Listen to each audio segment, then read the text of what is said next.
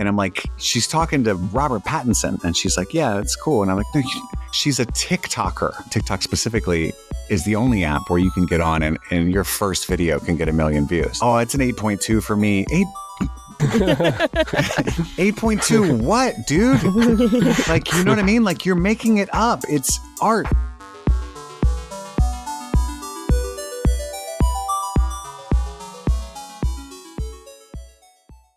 Lazer. He is a creator on TikTok, Instagram, and YouTube. You've definitely seen his videos. He is host of the Streaming Things podcast, a writer and a life enthusiast that has a passion for stories. Go and check out his pages for TV and film news, reviews, and great jokes. Killer jokes. Oh my goodness. Guys, sometimes we get a little bio from our guests, and his said bad jokes, but I don't believe that. I laugh and giggle at a lot of your videos. Yes, I had to alter it a bit. Welcome. Thank you for having me. I'm honored. I'm honored to be here. I watch all your all's videos and I appreciate what you do. Oh my gosh, no. Thanks. I really love, you are such a thoughtful, kind of, even though you just said it, you're such a thoughtful reviewer and so honest, but always kind. And I even to saying the writer's strike thing, that is just a ode to you really loving the craft and creatives. It's crazy. I not to bring up the film cast again, but that's where I get a lot of my ethics and how to do this kind of thing. And I've always admired that they, even if they really just can't stand a movie, just garbage, they're aware that human beings worked really hard on this garbage and they might be listening. And that's not to say anything bad about professional critics that just balls to the wall, say whatever they want. I think there's a place for that too. I was reading, Robert Daniels' review of Wolves, I think, and I don't remember the exact quote, but it was so I would have cried if I had made that movie and I read that. You know what I mean? I was like, Jesus Christ. But I get it. That's his thing, is to just so it's not from a standpoint of oh, I might want a job from one of these people one day, which I know a lot of people think that way, and that's totally fair. It's more they've done more than I've done already, just by having this exist. And I'm not just, and maybe I didn't like it because I had a fucking headache that day. There's so many things that go into the subjectivity of art. It's a movie that is just deplorable, morally bankrupt, and I'll just go in on it, is very rare, but those do exist, but those are very rare. You were talking before about that moment where you were sort of the first person to say that you were not going to talk about movies during the strike. What was that moment like for you? Because, correct me if I'm wrong, but was that before you kind of made your sort of announcement that you were going to because I remember the day where you were I'm quitting my job. Oh, this was big. I was not nervous for you, but I was excited. This was before that, right? Oh yeah. That was a year before that. Cause it was, the strike was July? And, yeah, it's all a blur. And then I think June, May, June, I think is when I think it was in the summer of 2022 or whatever that was, 2020. And then I quit my job in 2024. So it's 23 and then 24. What was your job? I was a marketer for a mental health and substance use treatment center. So it was you were doing an important job. Well, yeah. I mean, I'm in recovery, so it's in my wheelhouse. And I would go to hospitals and emergency rooms. And if somebody had cirrhosis of the liver from drinking or something, I would be the person that's trying to convince them to go to treatment. Not necessarily even with us, just go somewhere to get help. Or if they had an overdose or something, they would call me and I would come in and talk to them as somebody who has been there. But also I would go to networking events of other people that did my job. And, so I ran the whole gamut there. But that job allowed me the freedom to make videos every day. So I could go to a courthouse meeting in the morning and then come home and make a video, and then go to a few hospitals and come home and make a video, and then hop on a Zoom call and be like, yeah, I've been crushing it all day. But I was making TikToks half the day. But, they were aware of, my bosses were really cool. If I got invited to a movie premiere or something, I'd be like, dude, because I'm sure you guys know a lot more than me what it's like, but it's often hey, do you want to come 2 days from now to LA? Yeah. And it's like, if you have a full-time job, that those opportunities are hard to take advantage of. But I would be like, dude, it's across the Spider-Verse. Like I'll quit. You know what I mean? Like, and they're like, no, just go. And so I'd be like working in the lobby in LA and then that night going to the premiere. So anyway, that's what that was like. But I don't want to say, I did say this, but I don't want to say for sure that I was like the first. That sounds like a douchey thing to put it, but we were all panicking and unaware of what was going on at that time because we're a new thing in this industry. We're not critics. The critics make that very clear. And we're definitely not, journalists or actors or anything like that. But also we do promote films. That's like where we get the bulk of our money. But like 95% of our videos are just stuff that we do on our own. And like, I know people don't believe that, but that's the truth. In the comment section. The comment section is crazy. And so it was this weird thing where it was like evolving over a couple of days where we were all talking with each other and making videos and trying to figure out what this meant for us, which sounds selfish, but it's like, it's our livelihood too. And it became clear immediately, like, okay, so don't take the brand deals, right? Like if Sony reaches out or if Disney reaches out or whatever, obviously don't do that. But then it's like, well, you're promoting it just by talking about the movie or even doing a review. And it's like, so you look at the critics and then you're like, David Ehrlich, are you going to stop writing about the movies? And he's like, no, fucking no. Why would I do that? That's ridiculous. That's ridiculous. And so it's like, well, then why should I? But then it's like, he's like, well, I don't do promo ever. And then it's like, yeah, but IndieWire does. And I am both the outlet and the critic is the only difference, right? So anyway, it just became easier for me to be like, you know what? I do care. I wouldn't even have a chance at this without these creators doing what they do. So maybe it'll accelerate their solution. So yeah, because at first I pushed back. I was like, I'm not promoting anything. I'm just reviewing movies. And it all took place over a couple of days. And me and a lot of the other creators on TikTok were discussing with each other what to do. And so we stopped our podcast. Wow. And that devastated my podcast downloads for a long time because like you can't just stop in the middle of a show you're talking about. I think we were doing a Lost rewatch at the time and then we just quit. And so everyone that was listening just like kept watching Lost because the show rocks and because they'd already gotten to like episode 13 of season 1. So yeah, it was tough, way tougher for actors and writers for sure. But that was a tough 4 months. That is really scary to be like, okay, I'm going to commit to this bit and then be like, oh, I have to stop the engine. And I think it's really scary. It's kind of how writers or really any creative person feels. Once you get like one little inch, you're like, I must keep pulling at this or else it's going to stop. Like the engine's going to run out. So I feel like that'd be very scary. What like prompted you to start your TikTok? I just talked about this on a video today when I was talking about that new John Wick documentary. Do your research, Tepper. No. Oh my God. I know. I'm like, damn it. I missed the video today. The video's not doing well. It's not your fault. None of ours are lately. So it's the TikTok views. Yeah, they decide. I've been doing this for a long time in some form. It's just the fact that anybody was listening is the thing that's changed. I always wanted to be a screenwriter. I identify as a writer. Whether or not I actually write or actually publish anything is totally different. I identify as a writer and that's what matters. And like I can remember 19 reading like Sid Field and Save the Cat and all the stuff that I think is garbage now. Wow. And writing on my index cards. And I still have all that stuff and scripts I've never finished. And eventually that evolved into me making my own short films. And I made like 5 throughout my 20s. Once I got sober. So I got derailed by addiction. I got sober at 23. I had my son. And then around 25, 26, I started like getting creative again. And I started making these short films while I was a manager at a pizza place. And my buddy and I started a podcast or 3. But it wasn't about movies or anything. It was about like social stuff. And, we were really into like, just like a basement NPR basically, And John Wick came out and it was at 2014, I think. And we were making short films all the time. So like I reached in the back seat on the way home from the theater and we had one of those like Tascam field recorders for sound. And we started like just talking about the movie, and we're like, we could make a podcast about movies. Let's just do that. And it was so like janky because it's literally just the field recorder and we're holding it like a microphone as we're driving.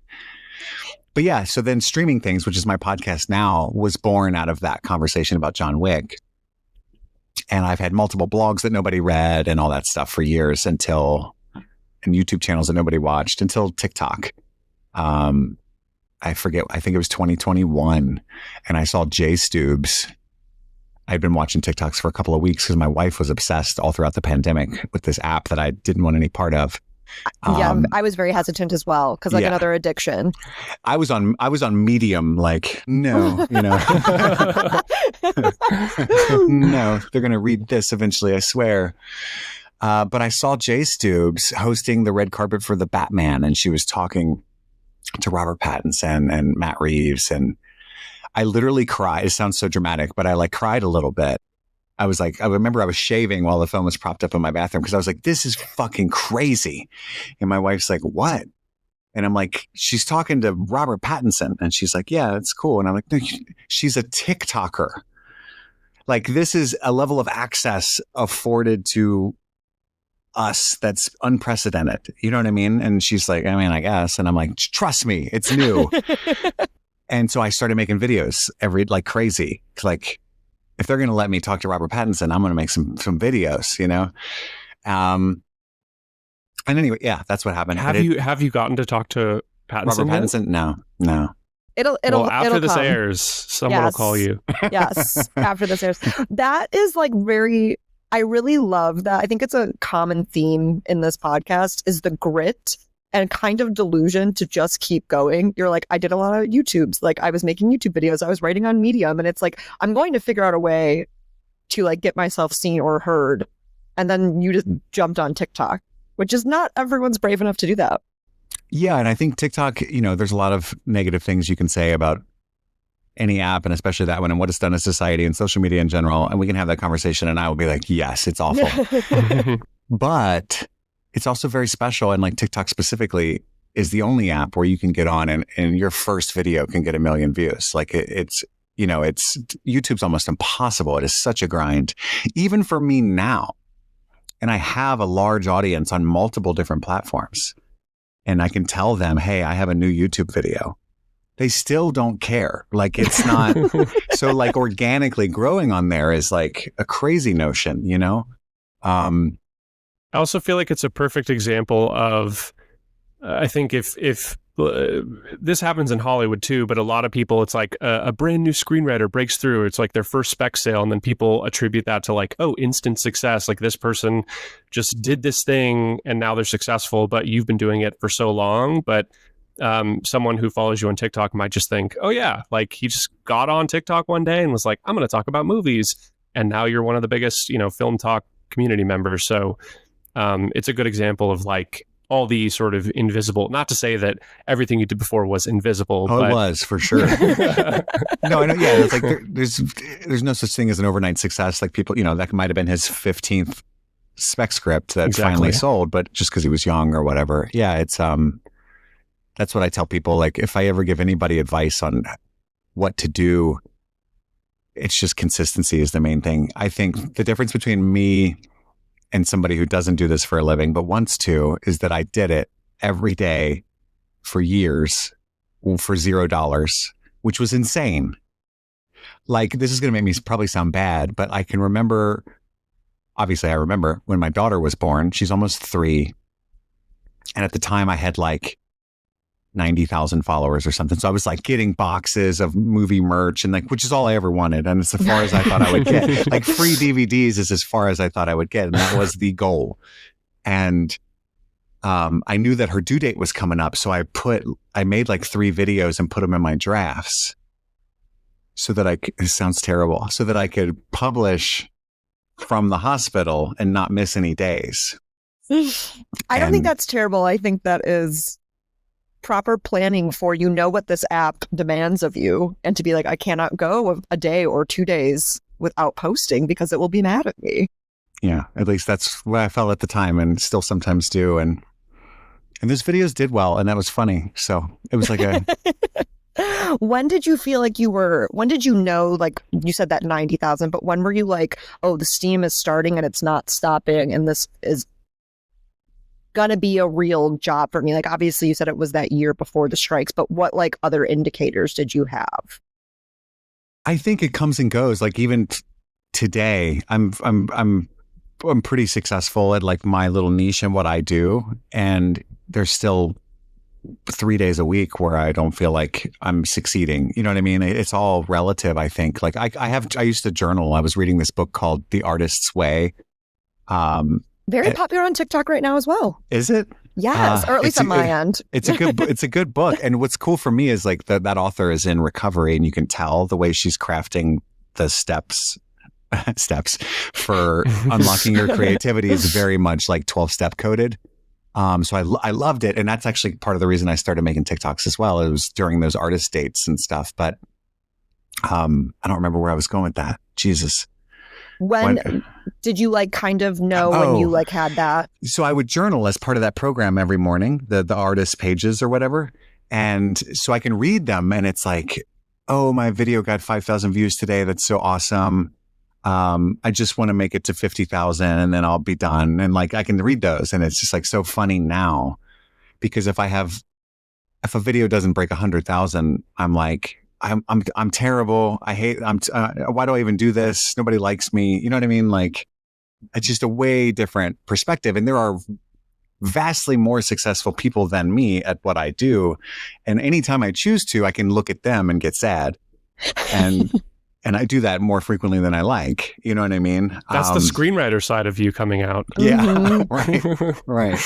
And moving your own goalposts because, like, yeah, I'll be like, oh, I just wanted to get a manager. And then it's like, no, now I need to do this thing. And then this thing has to happen. Yeah. I think when I first got an agent was like a big thing.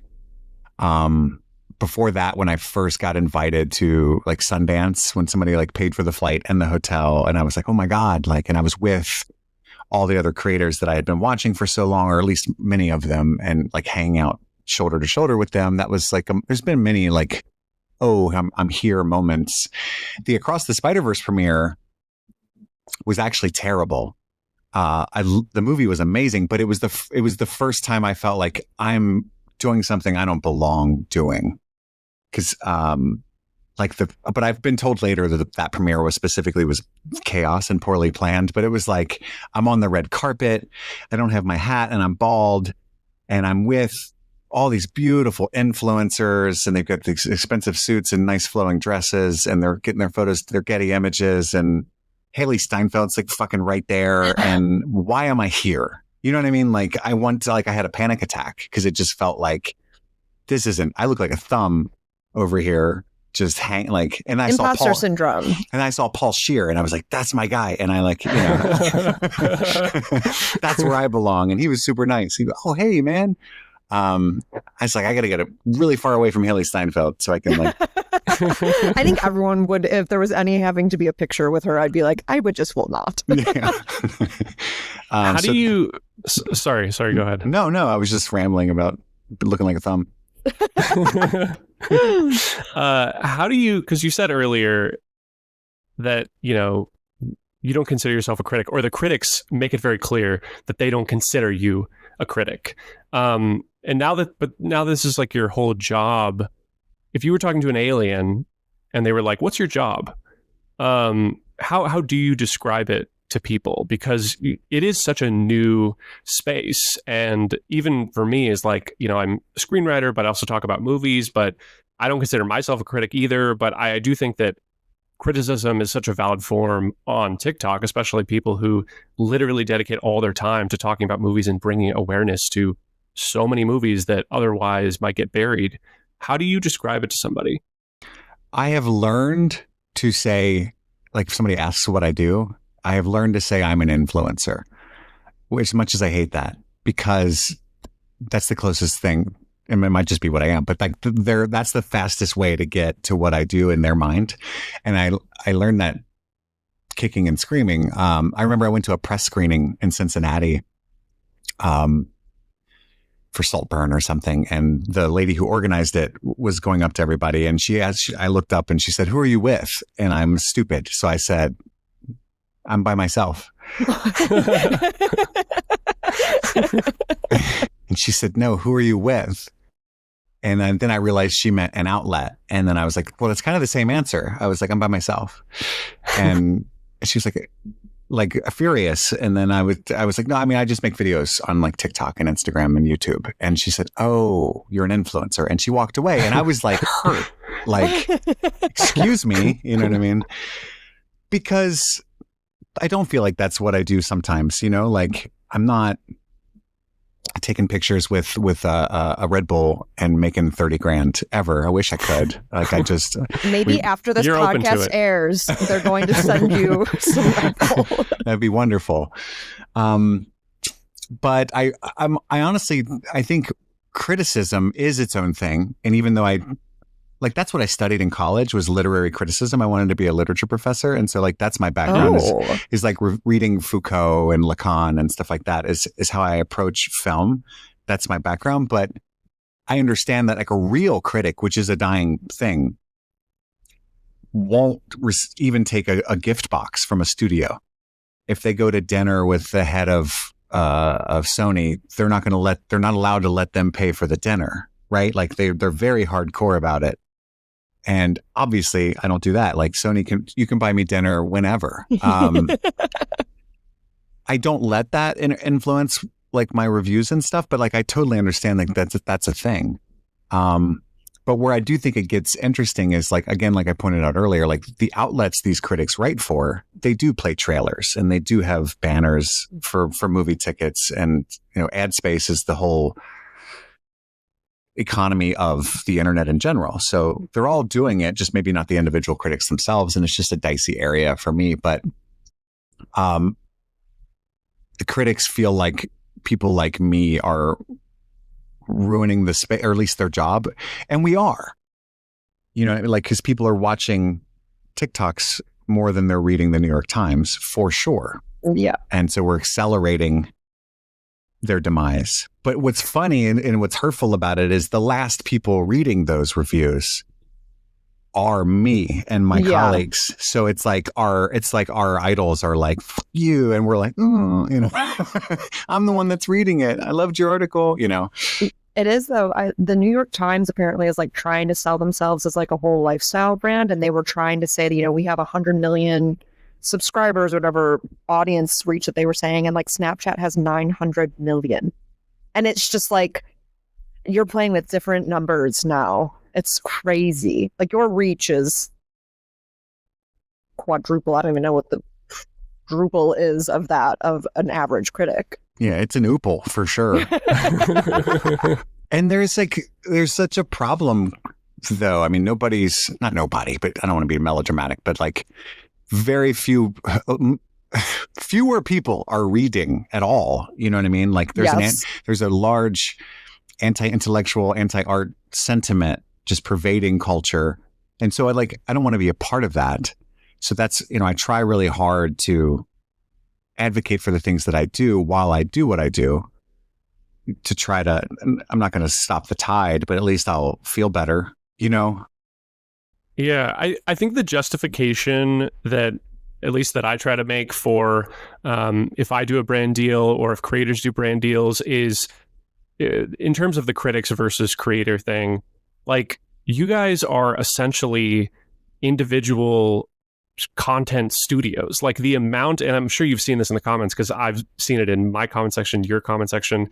It's like people just ignore the hundreds of hours that get put into making just pure passion content. Like, oh, I want to talk about this movie, or I want to talk about 10 movies you missed here. But they want to focus on like the one time you got paid for it, right? And so in my head, I'm always like, well, I'm a screenwriter, so I've spent years of my life pitching ideas to studios that I never got paid for. So you know what? I'm going to take the marketing money because I should have been paid. So it's like, I find the justifications, but I think the justification for what you guys do is like the vast majority of what you do is spent like, it's just passion. You're doing it like, you haven't gotten paid for most of the things that you've said about movies, you know, but so at least that's the justification that I find. And you're generating so much that I feel like, you know, if you get paid for it in this way, it's kind of balancing out.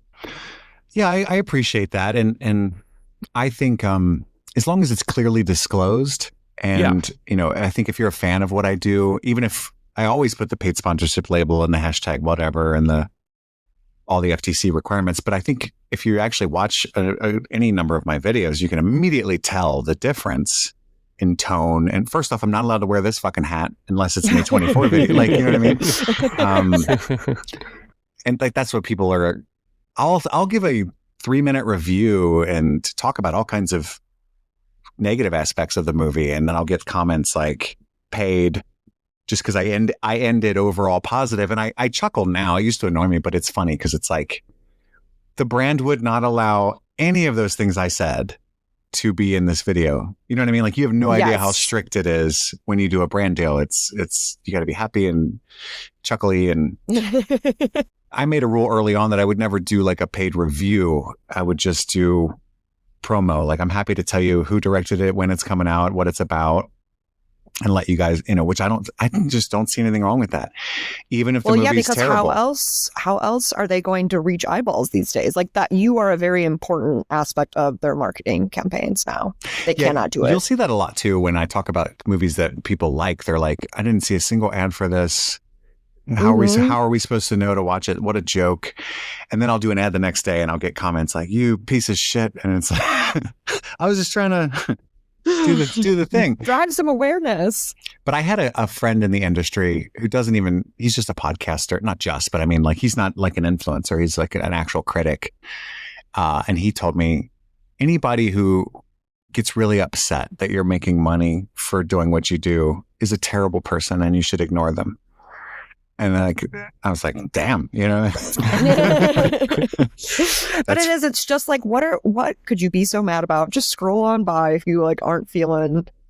It's a lot of parasocial relationship-y feelings I get online.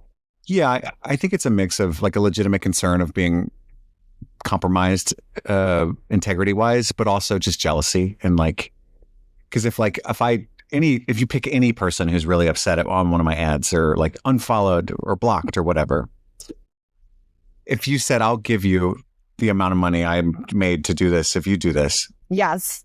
They would do it immediately. Yeah. Mm-hmm. Immediately. Yeah. 100% of the time. Because it's not a big deal, right? Yeah. You're just talking about a movie. People also just have no idea how this stuff works. Like I talked about a really obscure found footage movie that's like 15 years old and everybody was like paid ad. And I'm like, paid by who? This movie was made for like 10 grand, like 15 years ago. Like where's the marketing budget for this? And why would they suddenly choose to spend money on it? But does it ever frustrate you when a movie that you really love coincides with getting paid to talk about a movie? Because that happened to me for Better Man. Nick is so upset. I'm still so upset about Better Man. Oh, and I still get people like every single video I make. That the Better Man hate, Nick, is so bad that I did a video yesterday about the Argentine show The Eternaut on Netflix yesterday. Oh yeah, I want to watch that. Yeah. And one of the comments I got at like midnight was, oh, the Better Man shill says this show's good. I'm like, that fucking movie came out last year. Like, you are mentally unwell. And what hurts the most about that is I wasn't getting much work when Better Man came out. And I was really scared financially because I hadn't had a brand deal in like 3 months. And every single person I knew was paid by Better Man. And I was like, why don't they like me? And so it's like an extra little knife every time I get accused of that. Because like, I'm actually the only one that wasn't paid, motherfucker. And I was sad. But what's funny is like, I was at Fantastic Fest with 6 or 7 influencers that were on the Better Man campaign a couple months later. And so I saw them watch the world premiere of Better Man and how much they loved it. And they were like playing the whole soundtrack on Spotify at their Airbnb all night and laughing and having so I know for a fact that they legitimately loved that movie.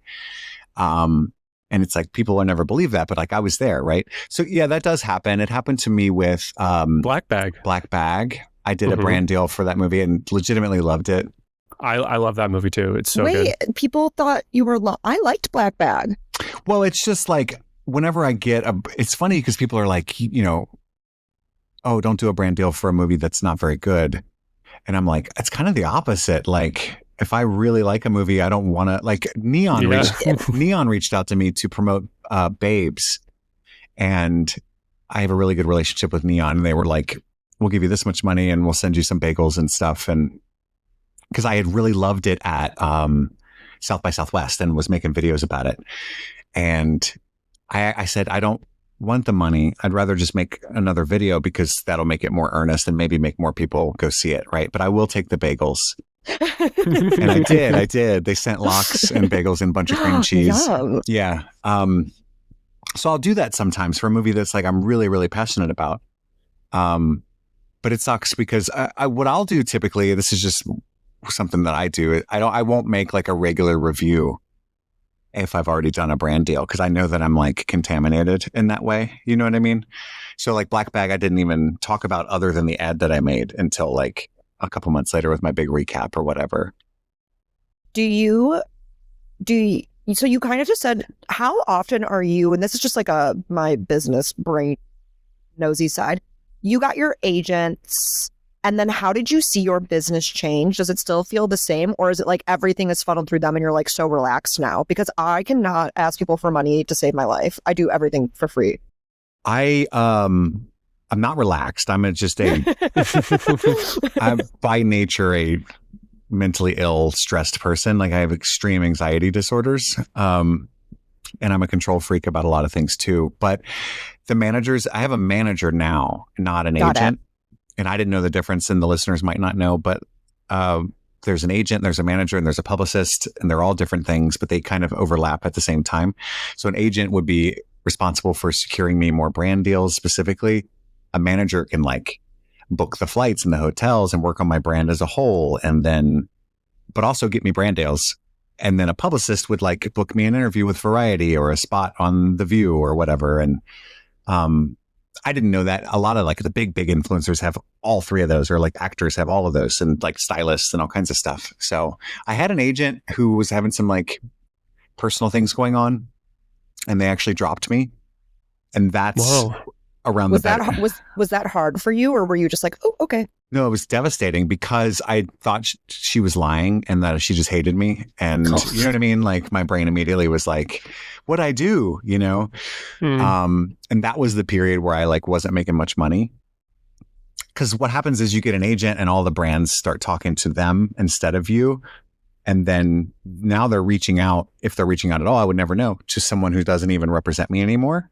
So I had this like transitionary period of like, shit, put my email back in my bio, and you know, and then luckily a manager reached out, and now I'm with Select. I was kind of lucky for that manager, because you're hard pressed to find someone in between people at like the right time, like in the digital space. I feel like everyone is scooped up. Yeah, it was kind of wild because it only took a couple of months, and they just happened to reach out, and I found out that they're like, we're not an agent, we're a manager, and I got crestfallen because like I really just need brand deals. I don't want you telling me what hat to wear and stuff, you know. But they do increase the amount of money you make per deal exponentially, just because they have those relationships and they're a little bit more. I'm a really like. It's funny because I have a sales background, but I don't like that kind of thing. So they're like, we'll do this number. And you're like, do this. And they're like, no. And you're like, okay, you know, that's how I am. Like if I order something at a restaurant and they bring me something else, I'll just eat it. That is at the nail salon. I will, if they're like, do you like the color? And I hate it, I'm like, I love that. Oh, it's such a good so color. You could chop off my finger. I'd be like, looks great. You know me better than I know myself. I mean, that's the really hard part. I mean, being like a timid screenwriter, I cannot imagine negotiating anything on my own, because it's an inherent conflict of interest, right? Like my fiance is a photographer, and she has to negotiate all her own deals, and I'm like, how do you know that you're not just going to make them mad and they're going to say, well, we're not doing this anymore? Like it's so I don't know, and it's such a you have to imbalance of power. You have to know like your worth, but like literally like know the market and what everybody else is, and there's no transparency with that as like in our space. So it's, I was about to ask that. Difficult. How did you, does no one talk about it? Because it is very much like, it's like your follower count, it's engagement, it's so many like factors at play. Is everyone kind of like, eek? Yeah. So for me, I'm a habitual oversharer. Like, so I'm one of those people that like leaves a dinner table and goes home like, oh my God, they're never going to talk to me again. Why was I talking about that? Um, but I wish I had had more. Like I had a couple of friends early on that had bigger followings than me. My first brand deal was like with Domino's or something. I didn't even get it, but it was Ooh. like my first offer. It Oh, was I like love their garlic bread. it was like it was like a Stranger Things themed pizza release or something. Oh. And I called my friend and who was a TikToker and said, what should I ask? They asked me what my rate is. What I don't even know. I'll do it for $50 to be honest with you. It's just a video, you know? And he's like, no. You have to charge like 2,000. And I was like, that seems really high for a video that's going to take me 20 minutes. You know what I mean? And he's like, no, you're selling your likeness. You're selling like they might own the video. You need to ask about usage rights and you need to ask about licensing. And he's right. Like they could just start supporting fascism 2 years from now and repost and run your face and repost my video. And then I'll wish I had asked for more than $50. That's what you're charging for, right? And he's like, or what if you sell a screenplay or a novel and like you're this huge brand now and they paid you almost nothing. They get to use that forever, right? So it's a big thing. And like, respect yourself, damn it, you know, whatever. And so I told him 2,000 and they said, no, thanks. And, you know, they wanted to do it for a couple hundred or whatever. But once I achieved 100,000 followers, I got more and more offers. And it was almost like there was an automated algorithm to flag those creators specifically is what it felt like. Because then I started getting, I'll just tell you, I mean, I made $7,000 in 2022 and was like ecstatic. Wow. And then in 2023, I made 80. That's an insane jump. Yeah. And I quit my job after that. You know what I mean? Because I was like, that's sustainable for at least the part of country, not LA, but where I live. And you're somewhere in Florida, right? No, I'm in Ohio. Well, Kentucky. Oh, but right on the edge of Cincinnati. Oh, whoa. I did not realize that. Yeah. I don't know why I thought you were in Florida. Maybe because I'm going to Florida in a week. Yeah. So I'm just equating everyone there. Look at my skin tone and political. I thought you were that one little blue dot. Yeah. I'm just hiding inside from the sun all the time. No, it's not that sunny here, but it is sometimes in Cincinnati. Yeah. So when you have conversations with your reps, those annoying conversations where people are like, so where do you want to go from here? And like, what's the 5-year plan? What's the 10-year plan? Do you eventually want to pursue the writing thing? Is the TikTok thing just a means of infiltrating Hollywood so that you can, do you want to eventually, since you kind of started in that area of passion? I do. But I'm in this weird, because not only is this job nebulous. So it's like an extremely high paying job that can disappear literally any day. Like the app itself might get banned or people just might decide they don't like you anymore or the algorithm can change or, you know what I mean? Like it's just there's just very little security in it. So that's the trade-off there. And I'm always cognizant of that. And also this was never supposed to be this. Like the whole point was to get an audience and then like sell my book or, you know, pitch a screenplay. And now I have managers and agents and people that actually do that for other people. Like finish your script and hand it to me and I will literally send it around and like, we could do this. Right. But now I'm so busy making these videos and traveling and going to these film festivals that I can't finish the fucking novel or the screenplay, which is always an excuse. Like there's plenty of time if I woke up early enough or just, I'd never liked the writing part of writing very much. And so no one does. I love creating and I'm thinking about it. And then I tippity type and I'm like, right. So yeah, I don't have a finished screenplay and I've been working on my novel since I was like 17. And I could show you, like, it looks like the serial killer from Seven, like the notebooks that they found in his apartment. Like that's what's going on over here. But nothing like finished, which is sad because like now I have like a legitimate way to do that. Like I could self-publish a novel. I have a big enough audience. Yeah. I could have a big enough audience. I could just literally put it in the TikTok shop and probably do okay and then get the attention of Bantam or something. It's such a no-brainer that I would work on that, and I just won't. Well, but it's also, I think it's almost like also scary because then you would also have to be changing what your audience gets from you. Like they could still get the movie stuff, but you would also be like, I'm this new other layer of person. Are you guys ready for that? And I think that's scary to people too. Yeah, for sure. Like change is super scary all the time. And if I think there's an element of the, I mean, you're not my therapist or anything, but I think there's an element of if I finally write it, it'll either be good or suck. But in this stage, it's always awesome. Kind of thing. Yeah. But that's the goal. This isn't sustainable what I do for a living, but it's also not what I want to do. I mean, I'm so grateful that, I'm not a minor or something, you know what I mean? Like, or I've worked at so many restaurants, and I mean, if you would drag me back to that oven kicking and screaming for sure. But I think there's a lot more cons to what I do than people imagine, like from a mental health perspective. And I take 0 days off a week because it's always something I could be doing, is what it feels like. So like if you talk to my wife, like, even though I work from home, she never sees me, she feels like, because it's like, even if I'm not traveling at an event or a festival or something, I'm like locked in. I'm at the movie theater, and I'm coming home and watching the new Hulu show, and I'm writing, and then I'm filming, and then I'm editing, and then I got my podcast, and you know what I mean? And then I wake up in the morning, and most people clock in and they look at their emails, and the first thing I do is read people saying awful things to me with my coffee. You know what I mean? Like that's how I start every day.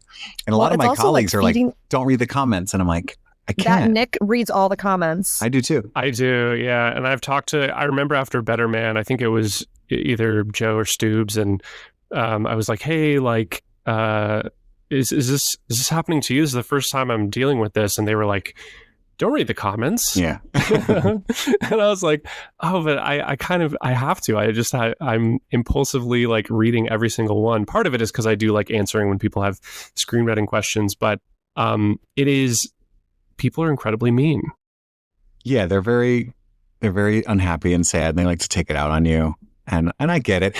I always want to read them, and I've told Joe and Megan this, like there was a point in my early, like when I was making those blogs nobody was reading and stuff, where I was on early Twitter, and I would try to like reach out to Kevin Smith, who I was like really into at the time, and hey man, I love this, or what do you think about this? And nothing, right? Tumbleweeds. And then I would see the next day, he would quote tweet somebody who was like, fuck you, jack off. And he would like write a paragraph and like argue with this guy all day. And I remember distinctly being like, fuck you, dude. Like, why would you talk to him and not somebody who wants to talk to you about the craft? Like, and so like, I kind of, not that I'm Kevin Smith, I'm so not Kevin Smith, but I'm like, I try to think like, if somebody wants to talk to Kit Lazer, the least I could do is be like, hey man, you know what I mean? Like read it at least, you know what I mean? Like, even though it's bad for my mental health, like this is what they pay me for, you know what I mean? Like, I don't know, it's dumb, but. Well, I also think it's very real to have to feed the beast that you've built, where you're like, I don't know how to stay on this forever, but I'm too scared to get off the ride. Like, I don't know where else the ride takes me, but I do think there's a nice thing in yours.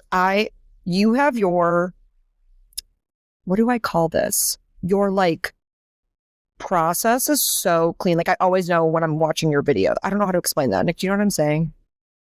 Like I know what I'm going to hear when I get your videos, and it's always going to be good quality, and it's always in the same format, and it's just like very type A. I really like it. Yeah, you do have kind of like a cozy, comforting brand, I guess is maybe the word to use. Yeah. Like I feel like your brand is just like chill movie guy. Just a chill guy. Just a chill guy. But I also love that you are, I feel like for how big of a creator you are, you do spend a shocking amount of time talking about like almost aggressively so, which is great. Like just not your average, like, here's the 4 blockbuster films that came out this month, you know? Like, you had a video that was like, here's all the great films that you might have missed that came out this year. And I was like, I haven't even heard of half of these. You do like uplift a lot of just not your standard Hollywood films, you know? Yeah, I love indie studios, and like that's how I grew up. Like, you know, people forget now, but like, you know, Lionsgate was a tiny indie studio, and Tarantino was this goofy little critic wannabe indie guy, and you know, and they changed, and Linklater and PTA, like they changed everything in the like mid 90s, like indie wave that we had, and that's where I grew up, you know, and I really love that. But also that's what people crave more than we think. Like that video is the best performing video I've had in months on Instagram and TikTok. Whoa, that's amazing. And like people are like being mean about it, but in a way that you know, at least it's cute. Like one lady is going off about how I should put the movie titles in the Instagram caption so she can actually find them.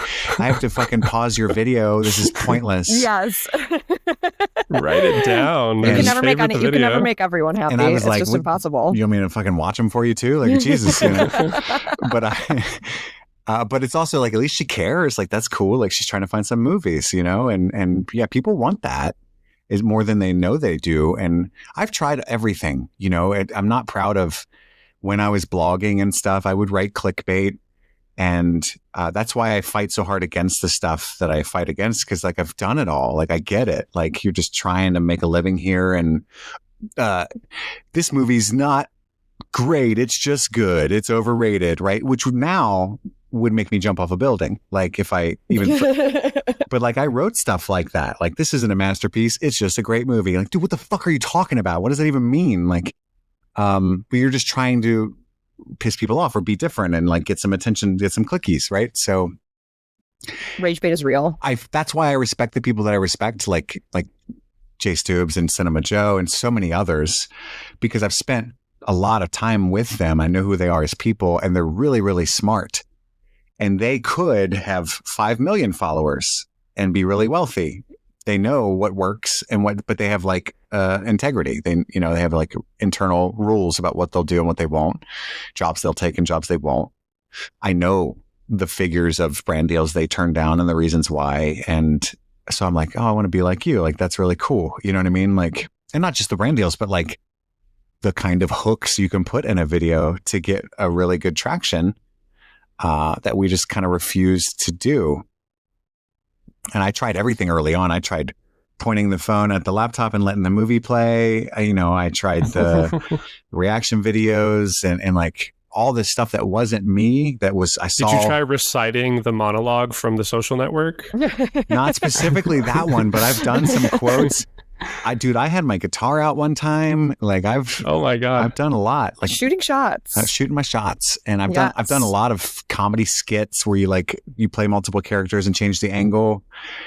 Always fails. You know what I mean? Like Nick has a viral one of that recently. Good for you, dude. They never work for me. I never figured those out. It's like too much math for me. It makes me angry because I consider myself a funny person, and I used to make short films and stuff. So I'm like, why can't I do this? I don't like, and my wife's like, because you're not funny. And I'm like, damn, dude. I think your humor comes across as just it comes across in very subtle, dry, sarcastic ways in your videos. It's too subtle, I think, sometimes.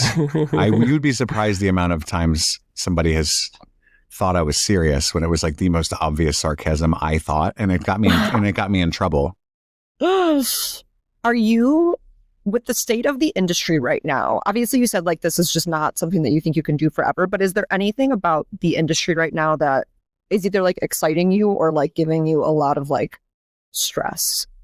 Not in your kind of work, overall almost, I think. I mean both. I mean, there's so many stressful triggers in the world, impending World War III and recession and all that, but also, like, just in general, like, I do think there's simultaneously this huge anti-art, anti-intellectual wave that's very disturbing and scary, but also, like, more interest in film and film criticism than there's ever been. You know what I mean? Like, with apps like Letterboxd and stuff, like, the whole the idea that anybody wants to rate and review a movie, they've turned it into this kind of negative social media thing. But at the same time, it's really neat that they're there at all. You know what I mean? That's why a couple of years ago, I decided to kind of just push back a little bit. Like, what do you rate it out of 10? And I'm like, a 10 what, dude? You know what I mean? Like, I get it. I rate movies, but it's like 10 what? Like, can we really unpack that? Like, what the fuck are we talking about? You just, it's an 8.2 for me. 8.2 what, dude? Like, you know what I mean? Like, you're making it up. It's art. Like, so my critical process, if you call it anything, if you call it that, is just, was I bored? Was I sad? Was I happy? Did I laugh? Was I excited? And then why? If I can like honestly answer those questions and then think about why, and then I go from there, I kind of reverse engineer what my body was doing. You know what I mean? So, and then you can find historical context and other perspectives that make you like something more later, even though it was like miserable in the theater. Like Green Knight. I hated Green Knight. I was so angry and bored. And then the last 5 minutes, I was like, this is genius. And I like, and I hit the chair. I was so mad still that he made me sit through that and then did that to me. So many movies, like I like so much more talking about it later than I actually enjoyed watching it. The Lobster, I just covered on my podcast. Not a super enjoyable movie to watch, even though it's really funny. But like talking about it for 2 hours with somebody is an amazing experience. And there's so much meat in that film. I don't know if I answered your question there, but so I'm really excited for the future, but also scared. And I don't know which way it's going to go because like the anti-nudity, puritanical, anti-movie length, anti-theater stuff is like really scary to me. But at the same time, like people are like really excited about movies and stuff more than they have been. So it's a weird place we're in. Do you think that because you watch such a healthy mix of your average $200 million blockbuster release with smaller movies that you have a different perspective on? I don't know. I feel like there's a lot of discourse right now about how you even made a YouTube video recently where the headline was like, are we so back or are movies over? Which is, it's always like an evergreen conversation for movies. But do you think that because you mix those two things that you feel more optimistic about new releases? Because I do feel like there are so many good new releases that people just miss because there's no marketing or the movie's so small. Yeah, I think most people that say there's no good movies, everyone who says there's no good movies anymore just doesn't watch movies, right? Like you're not trying at all. And people aren't like, there are thousands and thousands of movies that come out every year. Like, I think if you ask that person how many movies came out this year, they'd probably be like, I don't know, 50. Yeah. Thousands, my guy. Look at other countries. Like, oh, that's going to blow your mind. You know what I mean? Well, I don't want to read a movie, and it's like, oh, yeah. Okay, well, you're cutting off like 90% of the good movies then. But yeah, it's like, the onus is on me to find it.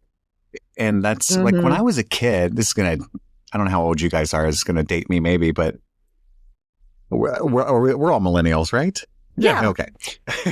when I was a kid, you didn't know what was in theaters. You had to like get the newspaper and you would like look at your dad and go like, oh no, that title sounds cool. Or maybe you knew the director. Like I can remember when Gladiator came out and I was like, oh, Ridley Scott, and we went and saw Gladiator. That's how we did it. Like it was, we looked for it. And now they're like, you have to like hand feed everything to anybody.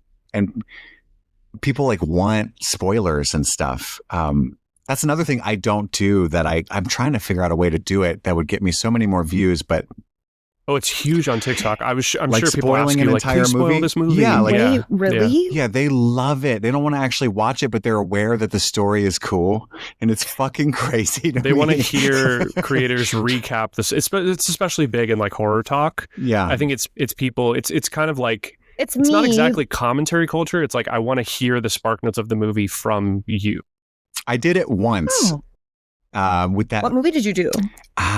It's a crazy ass movie with Robert De Niro as like a cross-dressing pirate. Oh no! What? Yeah, no, I don't. You don't remember that? How could I? I don't know. I think it was like a Neil Gaiman. Neverwhere, is that the movie? I've never even heard of that. Maybe that's a different movie, but I'll have to find it because that sounds crazy out of context. But but I had just watched it and it was an older movie, so I felt okay to do that. I was like, and I knew it was popular in everyone else's childhood, and I had just missed it.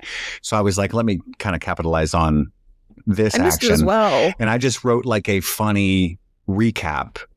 And I like doing that. There's some, it feels creative to me to like think of funny, sarcastic analogies to recap a movie, So I would like to do that more often. But yeah, it's huge. People they want the story, but they don't want to actually watch it. And I'll get that on my reviews sometimes if it's like an especially mind-bendy movie or something.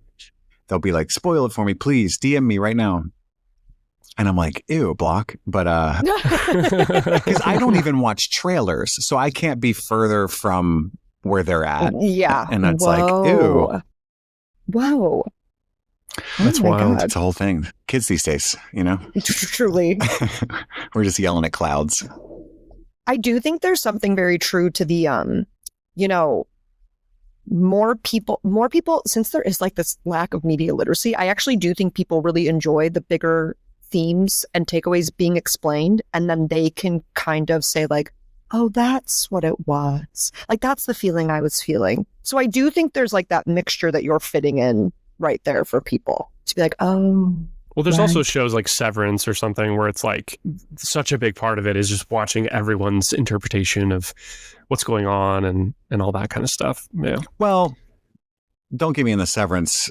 Oh yeah, you had a situation, right, with some video you made? Well, I get angry because, not angry, but I'm just passionate, right? Well, it's angry, but like where people just want to like solve the puzzle more than they want to be on this journey and like realize that it's about these characters and what they're going through. And so we get lost in the sauce about what the goats mean.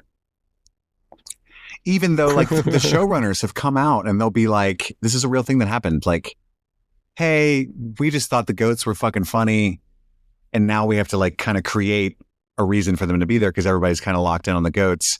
And people will still be like, tried to get me. I know the goats are the key to the whole thing. And it's like, it's so infuriating, and there's a guy and I love him to death. And I don't have any hate, but I'm sure you've seen his videos where his whole shtick is like, I solved it, and he's done it with multiple properties. And then he'll go on these crazy 3-minute long theories.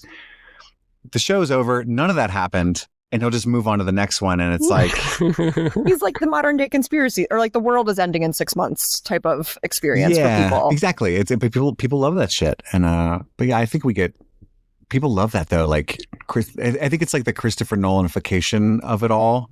Oh yeah. That's kind of like where we got pushed as a society. Like they really want to just have their fucking minds blown. And like, it's kind of like the passing the joint kind of movie is what's like really popular. Like, whoa, even if it doesn't like make a whole lot of sense. And I've always liked like Linklater and just, witty dialogue and Soderbergh kind of stuff. And I like the mind-bendy stuff too, but it's never been like my thing. I feel like if a show like Lost came out today, the internet discourse wouldn't be able to week to handle week it. would just be absolute chaos. Yes. It would be so stressful. It would.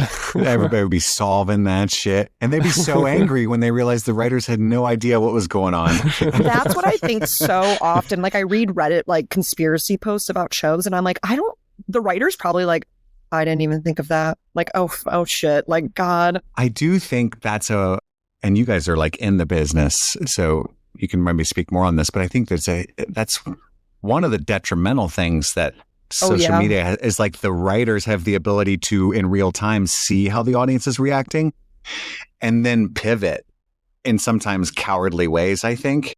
Fan service. Like people are always like, they're fan servicing us into a good or bad. Like, oh, I don't like that. They don't like that. Let's not do, and it's like, yes. Tell the story. In like, what are the characters going to do? They can fuck off, Mm-hmm. They're going to hate it anyways. In the same way that it can be so detrimental but impossible to stop reading comments, like I feel like the same thing happens for writers. Like I'm sure, even though in the Severance writers room they were probably like, don't go on Reddit, don't read stuff, don't be influenced. Like, of course you have to. I worked on a movie. It hasn't come out yet, but I wrote like a live action meant to be franchise starting reboot of Magic School Bus. And that was like the highest profile thing that I've worked on. And there was an entire huge Reddit thread when it got announced that they were doing this movie. And as I'm writing the script, I'm like, let me just go on Reddit and just like, let me see what people were saying about it. And it was, eventually I was like, I have to get off. Because it was like, They're saying awful they're things gonna ruin about Miss this Frizzle.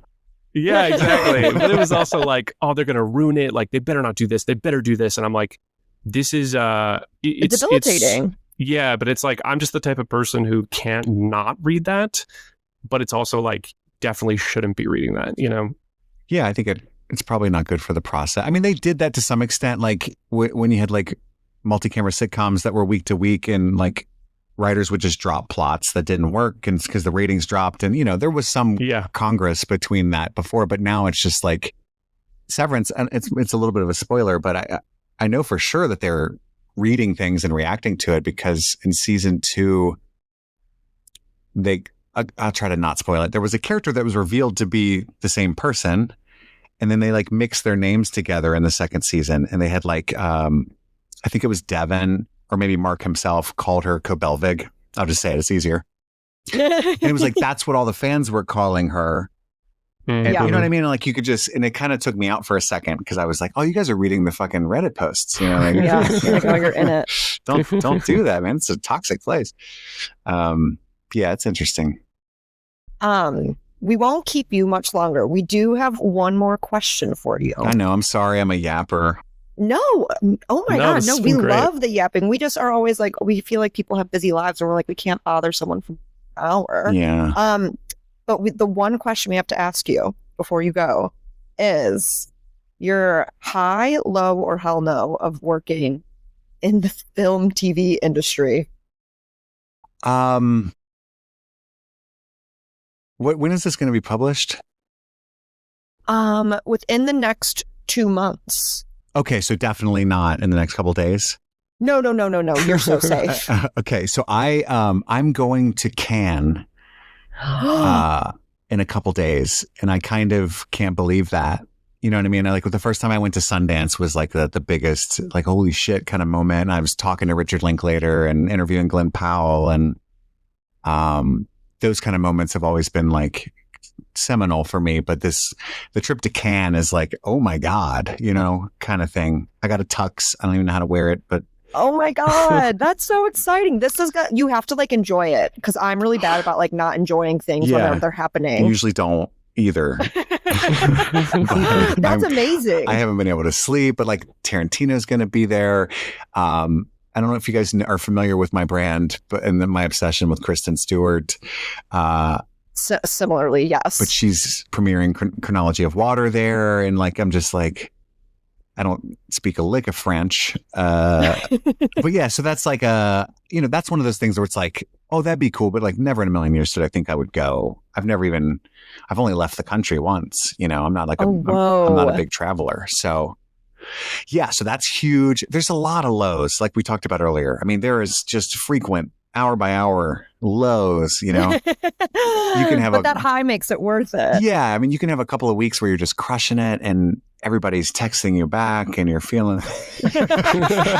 And then you get a couple videos dud in a row, and then a text that takes 6 hours without a response, and all of a sudden, I'm toast, you know, I'm blacklisted. Everybody's whispering. I shared too much at that dinner. Yeah. And it's all in your head, or maybe it's not, but it doesn't matter anyway. So it's just a tough thing.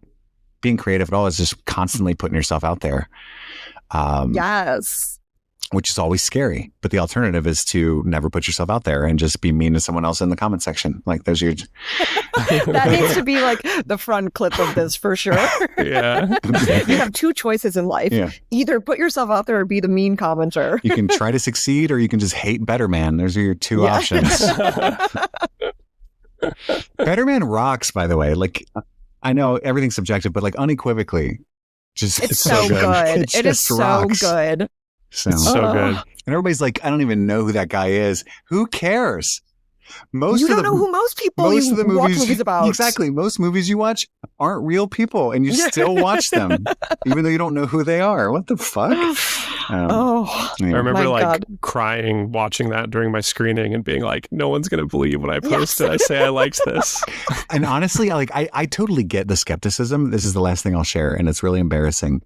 but you guys have been to festivals a bunch, right? Like it's exhausting.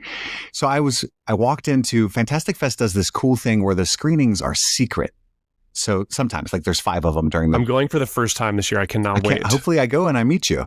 Yeah. The Fantastic Fest is the best festival. It's so like chill. It's at one theater. That's what I heard. Like Mike Flanagan's just outside standing there. And like most festivals, they're like roped off and it's like you feel like you're in an aquarium. But like at Fantastic Fest, they're just like, what's up?